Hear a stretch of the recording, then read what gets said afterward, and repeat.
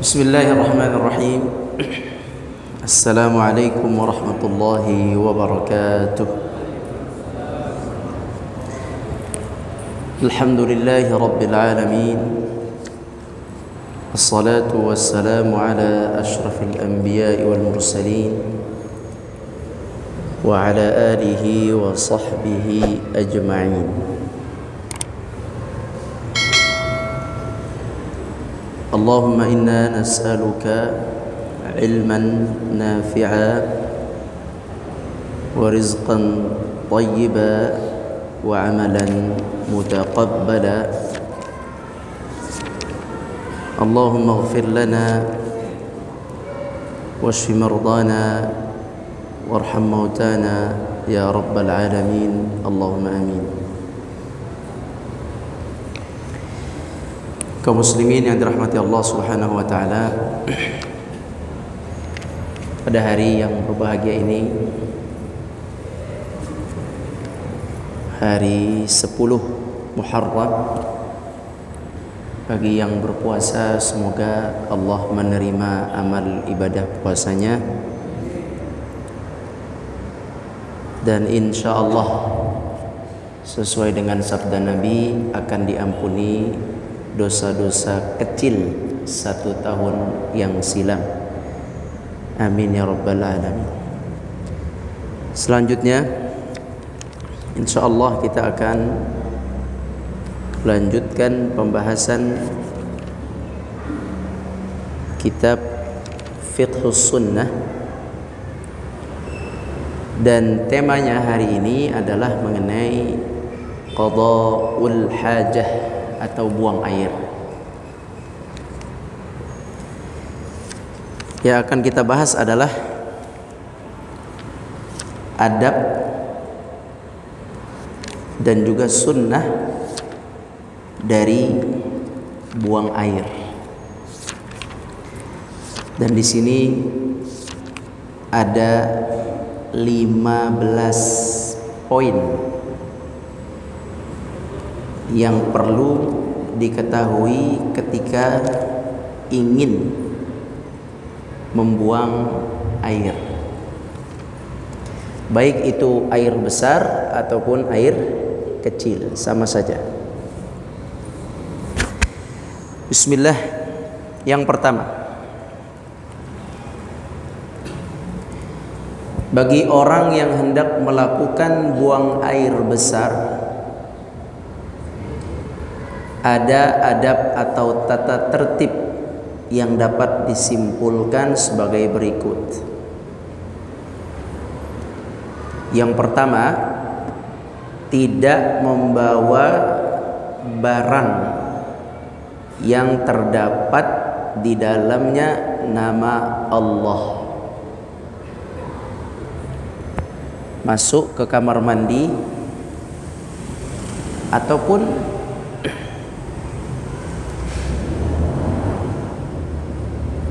ketika kita ingin buang hajat, maka barang-barang yang ada nama Allah, dianjurkan untuk dilepas dan tidak kita pakai atau tidak kita bawa. Misalnya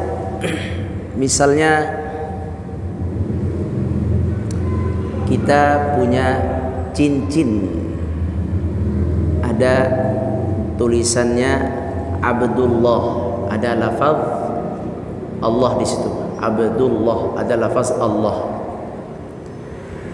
Atau misalnya kita punya mushaf Al-Quran, jelas di situ ada lafaz Allah. Atau misalnya kita punya buku, di buku itu ada tulisan Bismillah, itu juga termasuk ada lafaz Allah. Atau peci kita ada tulisan, misalnya ada tulisan Allah, atau di sini misalnya tulisannya ada logo apa gitu, logo organisasi misalnya. Organisasinya misalnya nama organisasinya misalnya organisasi Jundullah. Jundullah itu apa bahasa Indonesianya? Jundullah, tentara Allah. Itu nama organisasi. Misal Jundullah. Atau pakai kaos di sini, kaosnya Hizbullah. Bukan Hizbullah Syiah, bukan. Atau misalnya pakai jaket, jaketnya jaket organisasi Baitullah At-Taibah misalnya. Baitullah, bukan masjid. Kalau masjid nggak apa-apa. Misal Baitullah, ada lafaz Allah. Itu intinya. Ada lafaz Allah. Cek, silakan dicek bajunya, jaketnya, pecinya. Ketika ada lafaz Allah, dianjurkan untuk tidak dibawa ke dalam kamar mandi, diletakkan di luar. Hal ini berdasarkan hadis Nabi SAW dari Anas radhiyallahu anhu, anna Nabiy sallallahu alaihi wasallam labisa khataman naqshuhu Muhammadun Rasulullah. Nabi pakai cincin, tulisan di cincinnya Muhammadun Rasulullah. Berarti majelis Rasulullah nggak boleh buat kamar mandi itu. Kan ada tuh majelis Rasulullah. Ada apa di situ? Ada lafaz Allah. Itu yang jadi masalah. Lafaz Allah. Nah itu Nabi SAW pakai cincin, ada lafaz Rasulullah, Muhammad Rasulullah. Ada lafaz Allah. Fakana idza dakhala al-khala wada'ahu. Jika Nabi SAW masuk ke dalam kamar mandi atau toilet, beliau SAW melepaskan cincin tersebut. Misal mata uang, misalnya mata uang real dicetak di zaman Raja Abdullah, kan ada tulisannya tuh, ada fotonya, ada tulisan Abdullah, uang real di dompet. Boleh nggak masuk kamar mandi itu?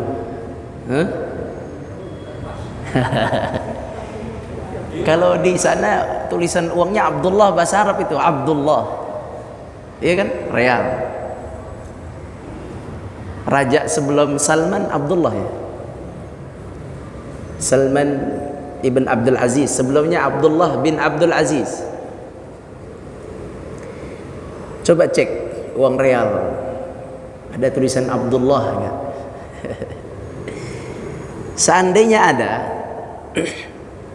uang yang tertulis Abdullah, ada lafaz Allah, bagaimana baiknya? Apakah kita tinggalkan dompetnya di luar, atau kita titip, atau kita bawa saja uang real tersebut di dalam kantong kita?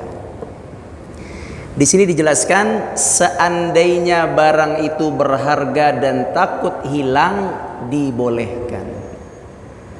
Jadi ada pengecualian di sini. Sekali lagi, seandainya harta itu berharga, maka dibolehkan untuk dibawa ke kamar mandi jika dia berharga. Tapi kalau tidak, bisa dicopot, silakan dicopot. Itulah anjurannya, sebagaimana yang tadi sudah dijelaskan hadisnya Nabi SAW. Itu yang pertama, bisa difahami ya. Baik.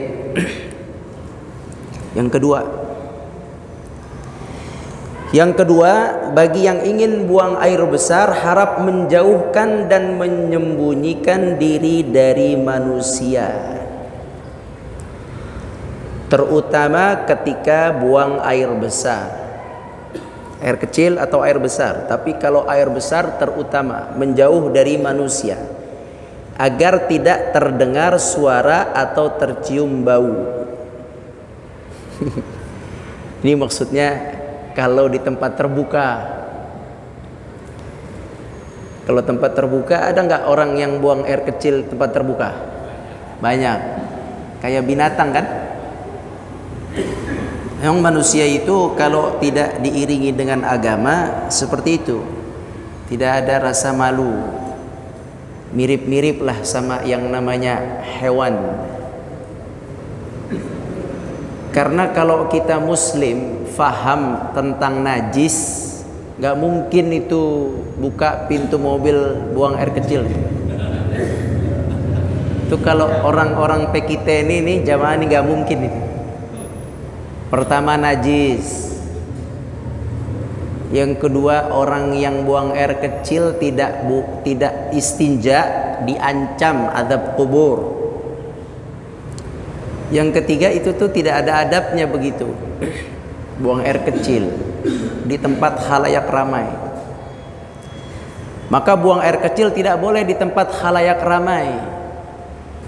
Pernah dengar ada hadis Nabi sallallahu alaihi wasallam ketika Nabi sallallahu alaihi wasallam jalan kemudian melihat sebuah kuburan, kemudian Nabi sallallahu alaihi wasallam berhenti sejenak dan beliau sallallahu alaihi wasallam menancapkan kayu yang masih basah, belum kering, ditancapkan. Sahabat bertanya, "Kenapa ya Rasulullah?"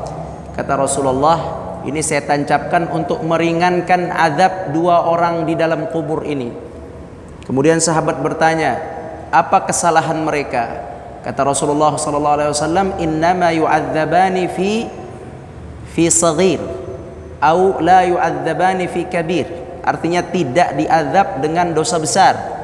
Jadi bukan dosa besar. Jadi dia diazab itu bukan dosa besar, azab kubur, tapi karena dosa kecil. Kata sahabat, "Apa itu ya Rasulullah?" Kata Rasulullah, dijawab, ada dua di situ hadisnya. Satu adalah buang air kecil tidak istinja, satu hadis. Hadis yang kedua, buang air kecil tidak menutup, tidak tertutup. La yastatir. La yastatir yakni buang air kecil di depan khalayak ramai. Nah itu tuh yang buka pintu langsung buang itu dua-duanya itu. Tidak istinja juga di khalayak ramai. Itu nggak bisa diremehkan. Nggak bisa diremehkan itu tidak boleh. Baik di madhab sana tuh di pohon sama saja, itu tidak ada adabnya seperti itu. Tidak ada adabnya. Jauh pergi cari tempat yang tidak ada manusia atau sedikit manusia, silahkan. Jangan di tempat umum. Nah, di sini lihat ada hadis Nabi SAW dari Jabir radhiyallahu anhu. Kharajna ma'an Nabi sallallahu alaihi wasallam fi safar fakana la ya'ti al-bizara atau bazara hatta yaghiba fala yura. Lihat, Rasulullah sallallahu alaihi wasallam ketika kami bersama beliau safar dalam perjalanan, beliau itu tidak pernah membuang air besar beliau atau air kecil selama safar di perjalanan. Kebayang ya, di gurun, tidak ada rest area, tidak ada Indomaret, tidak ada apa-apalah, seperti kita pulang kampung ke kampung kita. Mungkin di pulau-pulau Sumatera atau pulau Kalimantan itu ada jalan di mana kanan kiri tidak ada perumahan. Hanya ada kebun, perkebunan. Kadang kebun karet, kadang kebun sawit, tidak ada perkampungan, lurus jauh tidak ada perkampungan, tidak ada pom bensin. Nah, seperti itulah bayangkan. Atau kita berjalan di sepanjang laut, pesisir panjang, tidak ada orang, tidak ada kanan kiri. Nah, kita bersama-sama misalnya berjalan 10 orang misal, maka kita dianjurkan untuk menjauh dari mereka. Itulah yang dilakukan oleh Rasulullah SAW. Kata sahabat, "Fala yura." Tidak pernah kami melihat Nabi SAW buang air besar atau air kecil. Berarti Nabi menjauh sekali sampai tidak terlihat. Begitu. Jadi menjauh sekali sampai tidak terlihat. Jadi itu adabnya. Jadi jangan sembarangan terlihat. Termasuk begini. Termasuk dia tidak menutup, ya, tidak menutup atau tidak sembunyi adalah dia buang air kecil kelihatan orang, nggak ditutup tuh tempat kencingnya. Jadi dia kamar mandinya open space, open door, ya. Jadi sekarang banyak ini kamar mandi buang air kecil itu terbuka, dipampangkan begitu, berjejer kayak orang sunat. Saya khawatir itu masuk la yastatir. Apalagi kalau lagi Jumatan. Jadi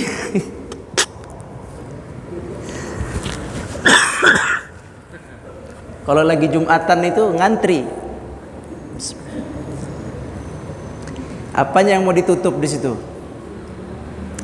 Walaupun nggak kelihatan, di sini babnya ini bukan bab ngelihat atau tidak ngelihat. Babnya adalah menjauh dari manusia karena perbuatan membuang kotoran itu perbuatan yang tidak layak dilihat oleh manusia lain. Kotor, yang dibuang adalah kotoran. Makanya dimanapun kita ke kamar mandi, dimanapun kita berada, jika ingin buang air kecil atau besar, maka sejatinya sebaiknya masuklah ke tempat toilet pembuangan air. Itu kalau antum mengerti adab. Masuk kemana? Toilet. Berjejer di situ misalnya tempat buang air kecil. Seperti anak kecil mau lomba. Berjejer. Antum tunggu yang toilet. Di toilet itu ada misalnya 1, 2. Tunggu aja di situ, sabar. Kecuali sudah terdesak, silakan buang di situ. Sebagian masjid, ada masjid yang dahulu, masjid-masjid dahulu, dia buang tempat, bikin tempat buang air kecil itu lorong seperti ini, 1, 2, 3. Tapi buang air kecilnya ke saluran air di bawah, jongkok. Tahu kan? Jongkok di bawah, dia jongkok, dia cuman disediakan apa tuh? Pembatas begini. Ini masih mending ini. Karena kanan tertutup, kiri tertutup. Kalau yang itu, yang versi punya orang barat itu bisa ngintip-ngintipan itu.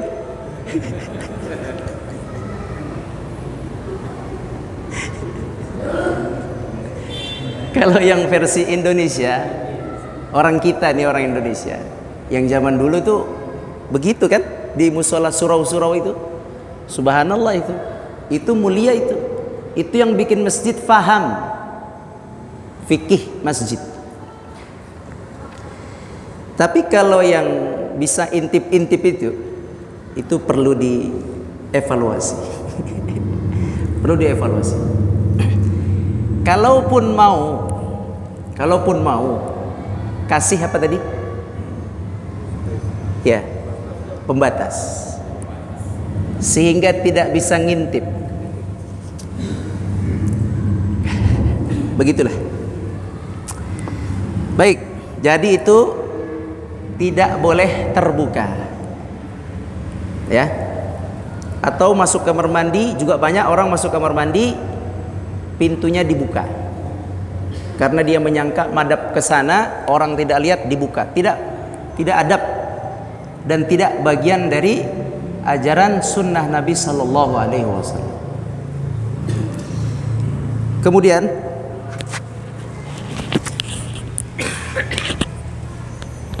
yang ketiga,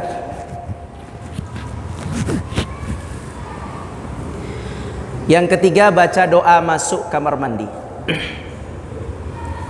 Apa doanya? Doanya bismillah. Boleh bismillah saja. Misal kita masuk kamar mandi, Makanya kalau nggak ada kamar mandi, nggak ada pintunya, cuman yang seperti tadi itu gimana bismillahnya itu?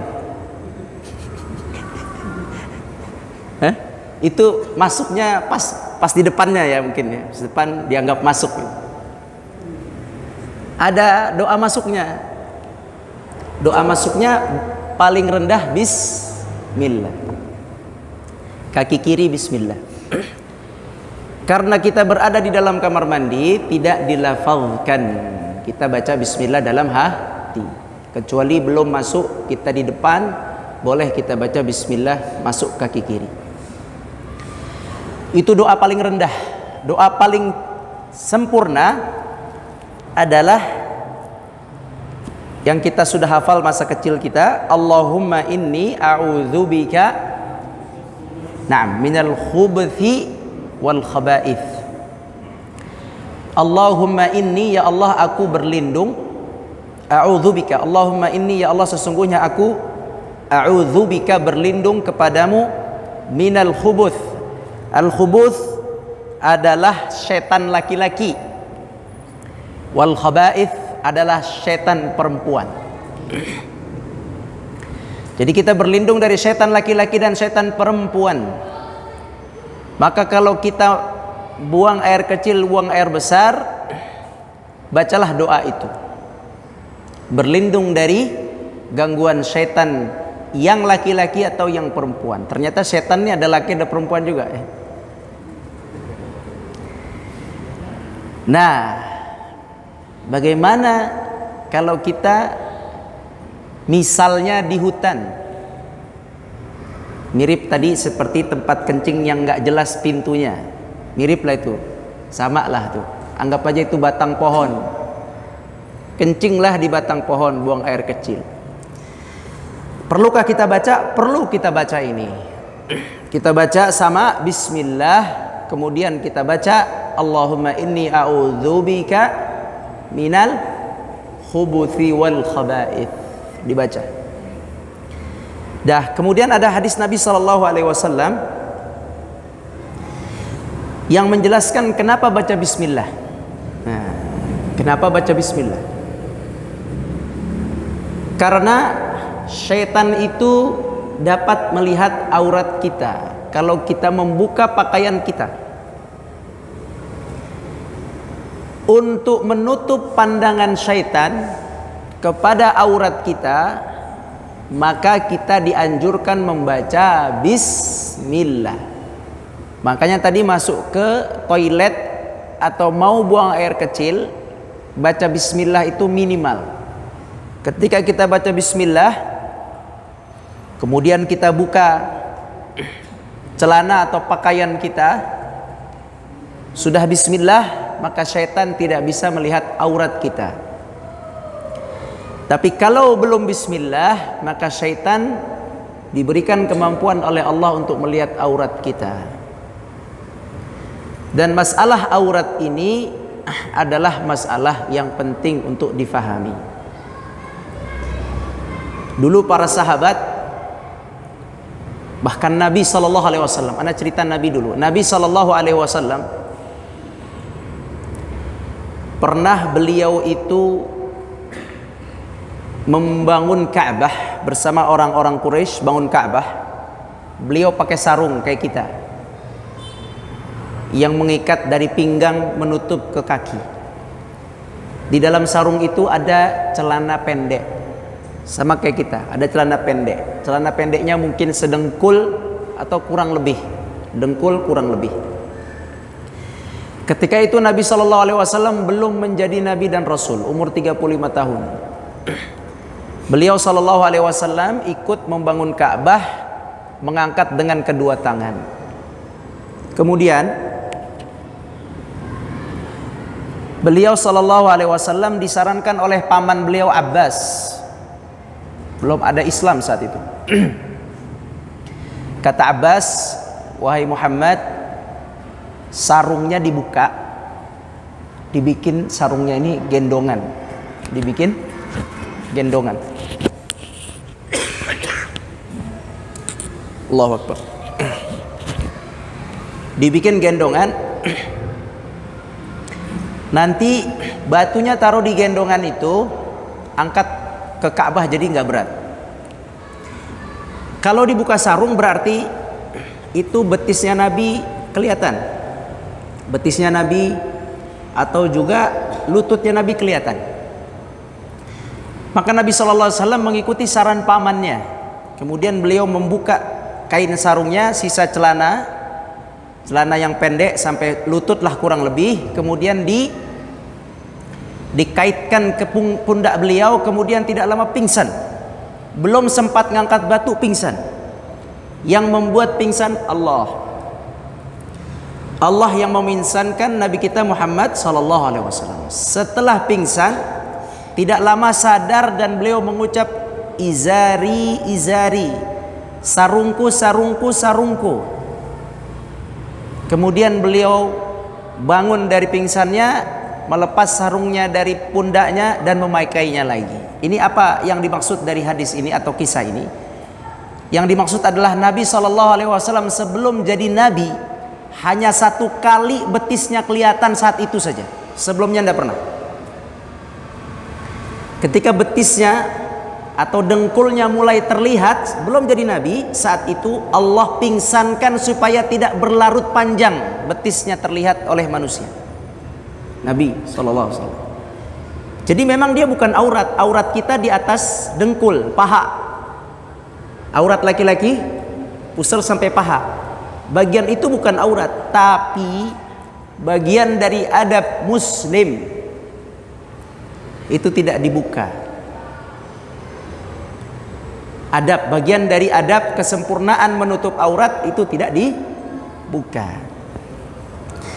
Begitulah, dan para sahabat yang lain mereka juga sama. Ada seorang wanita ahli surga, sakit epilepsi, ayan. Si wanita ini datang kepada Nabi, ya Rasulullah, saya kalau lagi kambuh ayan saya, epilepsi, tidak sadar, aurat saya kebuka. Aurat saya kebuka. Saya nggak sadar padahal, tapi aurat saya kebuka.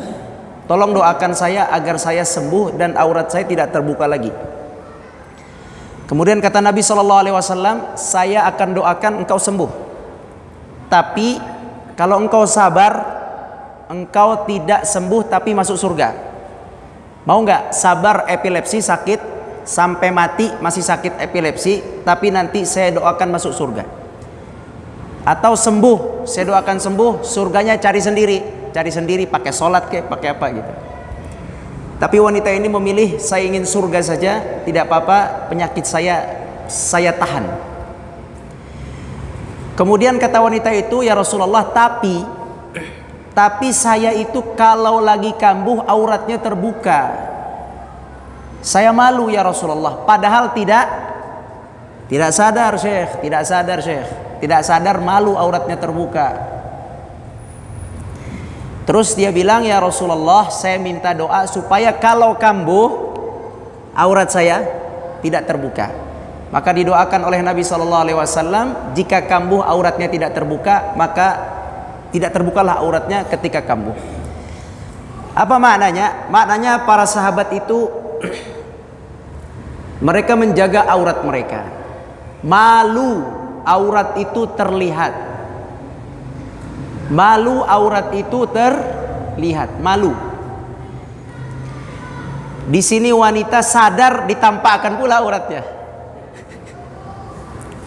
Ini ada muslimah tidak sadar, dosa nggak dia? Nggak dosa.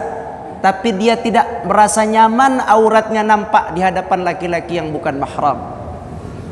Itulah mereka menutup aurat dengan baik. Nah, menutup aurat ternyata tidak hanya di depan manusia, juga di depan jin, di depan syaitan. Bagaimana cara menutup aurat depan syaitan? Cara menutup aurat depan syaitan adalah dengan bismillah. Kalau kita ke kamar mandi, kita tutup aurat. Tidak ada yang lihat, tutup pintu, selesai. Nggak ada CCTV kamar mandi. Kalau ada pelanggaran, ya kan? Jadi aman, kita buka aurat di kamar mandi, tidak ada yang melihat. Tapi ada makhluk lain yang melihat, yaitu Jin. Jinnya bisa laki dan perempuan. Jin laki atau perempuan.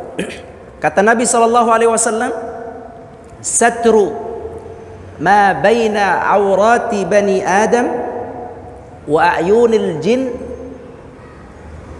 idza dakhala ahaduhumul khala an yaqulu bismillah. Hadis Tirmidzi. Penghalang antara aurat manusia dengan mata pandangan jin atau syaitan adalah membaca bismillah. Maka mau ganti baju, bismillah. Iya kan? Masuk kamar mandi, kalau mau buka baju tadi bismillah. Kalau kamar mandi dalam hati, atau di luar dimanapun, di tempat yang tadi sepi, kita mau buang hajat, buka pakaian, baca bismillah. Sudah kita menjauh dari manusia, yang kedua menjauh dari jin dan syaitan dengan baca bismillah. Termasuk maghrib tutup pintu, tutup jendela kata Nabi. Jika masuk maghrib, syaitan itu keluar semua. Setelah mereka tunduk sujud menyembah matahari yang tenggelam, mereka keluar berkeliaran tempat mereka untuk bekerja, syaitan. Wa min syarrin naffatsati fil 'uqad. Kerja mereka malam hari bersama para jin dan dukun-dukun. Kapan mereka keluar? Maghrib. Kata Nabi, apabila masuk waktu maghrib, maka masukkanlah anak-anak kecil kalian ke dalam rumah, kecuali mau sholat ke masjid silahkan. Nggak boleh anak kecil keliaran di jalan tuh, kayak gitu nggak boleh sebenarnya.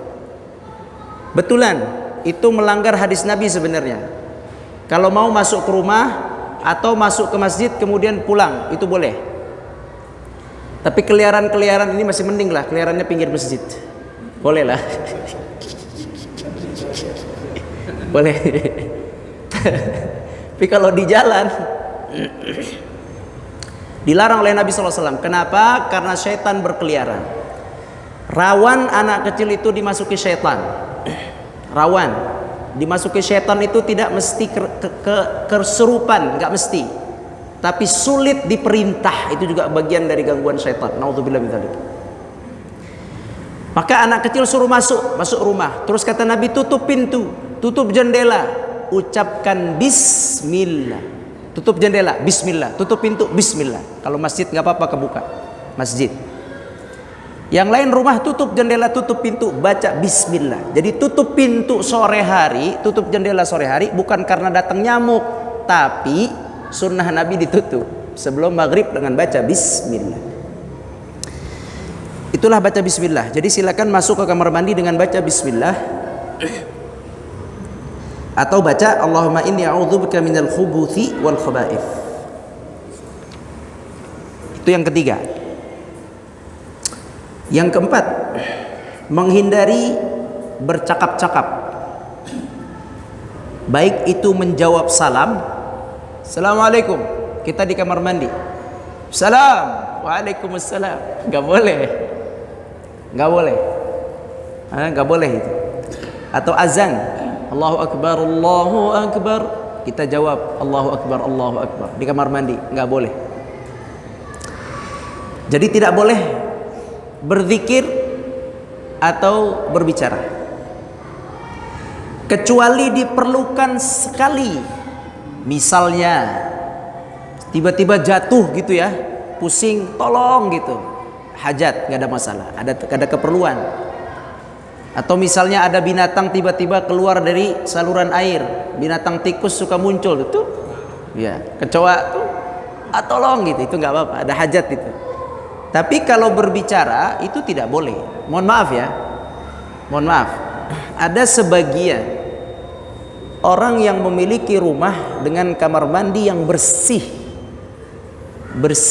saking bersihnya itu disebut dengan kamar mandi kering. Di kamar mandi itu tersedia majalah-majalah. Saya pernah masuk rumah muslim kayak begini nih, ya, muslim. Jadi dia memperlambat duduk sambil sambil dia baca itu. Kadang dia telepon di situ, nyanyi di situ, kadang main game pula di situ. Diciptakan tempat toilet itu adalah tempat yang nyaman. La haula wala quwata illa billah. Toilet itu tempatnya jin dan syaitan. Jin syaitan di situ dia bersembunyi, di situ dia hidup di situ. Maka tidak dianjurkan kita berlama-lama di situ. Nanti ada ini. Tidak dianjurkan berlama-lama di situ. Jadi cepat selesaikan, jangan berbicara.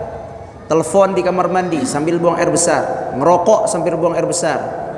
Pas giliran kita masuk bau rokok. La haula wala quwwata illa billah. Baik, tidak boleh bicara, tidak boleh berzikir di dalam kamar mandi. Bicara boleh kalau dibutuhkan. Berdasarkan hadis Nabi sallallahu alaihi wasallam, anna rajulan marra 'ala an-nabiy sallallahu alaihi wasallam wa huwa yabulu fasallama alaihi falam yuraddu alaihi. Ada seseorang yang lewat. Orang lewat, Nabi sallallahu alaihi wasallam lagi buang air kecil. Orang lewat. Kemudian dia salam, "Assalamualaikum ya Rasulullah." Rasul tidak menjawabnya. Rasul tidak menjawabnya sebab berada di dalam kamar mandi. Boleh nggak pakai isyarat? Boleh. Boleh. Pakai ketokan? Boleh. Isyarat boleh. Kecuali tadi terdesak terdesak silahkan. Di sini ada hadis Nabi SAW, janganlah ada dua orang laki-laki masuk ke dalam kamar mandi, dua-duanya membuka aurat dan dua-duanya berbicara di kamar mandi. Tidak boleh. Jadi kamar mandi satu-satu ngantri, tidak boleh join. Makanya tuh yang kamar mandi yang kencing itu, yang tidak ada pembatas tuh perlulah dievaluasi. Kalau antum mau nerapkan yang ini, tapi kalau punya madhab lain tafadhal lah. Kalau mau nerapin yang hadis Nabi ini, mending itu ditutup, dikasih batas. Karena tidak boleh seseorang masuk kamar mandi berdua. Kalau sudah di kamar mandi berdua, chatting di dalam kamar mandi. WhatsApp. Tidak boleh. Astaghfirullahaladzim. Kata Nabi SAW, karena Allah mengutuk. Nah, yamqutu ala dzalik, fa innallaha yamqutu ala dzalik. Allah mengutuk dua orang yang masuk kamar mandi bercakap-cakap dan dua-duanya membuka aurat. Walaupun yang satu auratnya setengah, yang satu aurat full. Pokoknya nggak boleh berdua. Bahkan di sini hukumnya haram. Haram.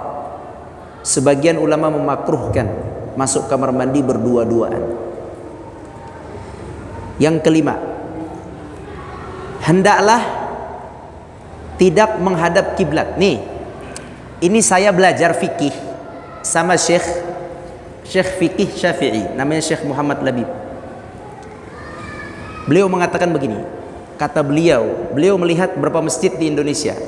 Masjid Indonesia yang dibangun dulu, saya juga belum lihat, cuman saya dengar dalam pembelajaran itu. Beliau mengatakan begini, beberapa masjid di Indonesia yang dibangun zaman dulu, itu tempat wudhunya sudah menghadap kiblat, buang air kecilnya, air besarnya membelakangi kiblat.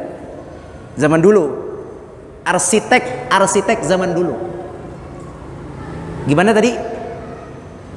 Wudhunya sudah posisi menghadap kiblat, toiletnya membelakangi kiblat. Coba cek. Coba cek. Itu masjid dulu, coba cek aja. Kalau masjid modern kayaknya saya nggak tahu lah. Nah, itu masjid dulu. Jadi memang pembangunan masjid ini perlu ada pertimbangan-pertimbangan fikihnya, terutama bagian kamar mandi.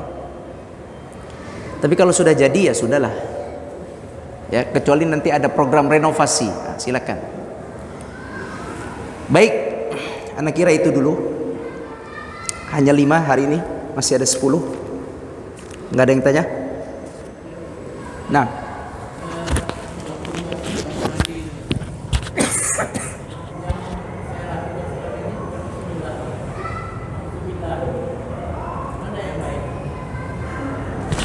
yang baik bismillah. Masuk kamar mandi a'udzubillah atau bismillah? Yang benar bismillah. A'udzubillah itu untuk dibaca sebelum baca Al-Qur'an. Sebelum baca Quran, a'udzubillah. Allah berfirman, "Fa idza qara'tal Qur'an fasta'idz billah." Jika baca Quran maka ucapkan a'udzubillah. Itu ada dalilnya itu. Tapi kalau masuk kamar mandi dalilnya tadi. Dalilnya bismillah. Udah bunyi. Baik, itu saja yang dapat kami sampaikan. Mudah-mudahan bermanfaat. 5 poin. Insyaallah nanti ada 10 poin lagi pada pertemuan-pertemuan berikutnya. Aqulu qali hadza wa astaghfirullah li wa lakum wallahu a'lam. Assalamualaikum warahmatullahi wabarakatuh.